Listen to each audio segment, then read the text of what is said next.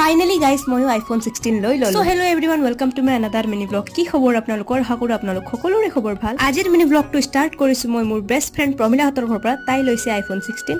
Guys মই লোৱা নাই, মই আপোনালোকক এনে কৈছো মই লোৱা বুলি। আৰু মই হাতৰ ঘৰত আহিলো তাই কংগ্ৰেচুলেট কৰিব কাৰণে, আৰু হাতৰ বাৰান্দাত আমি বহি পেলাই অলপ কথা বতৰা পাতি ললো। বহুত দিন হৈছিল লগ নধৰা। আৰু কিচেনত গলো, কিচেনত গইলে তাই চাহ বনাইছিল, চাহ আৰু এনেকে ভুজিয়া দিছিল। কিন্তু গাইস মোৰ কাণ্ড চাওকচোন, মই পুৰা ভুজিয়া পেলাই দিছো। মানে মোৰ লগত এনেকুৱা হয়, কৰ্ম करने जाता हूं कांड हो जाता है।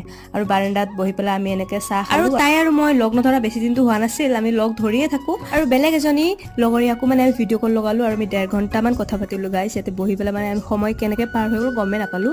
আৰু এনেকে আমি ভিডিঅ' কৰিলো, আৰু ভিউ বিলাকো ধুনীয়া আহি আছিল। আৰু ইয়াতে দেখিছেনে বগৰী পকিছে, পকু পকু হৈছে, পকা নাই। মই টেষ্টিং কৰি ললো।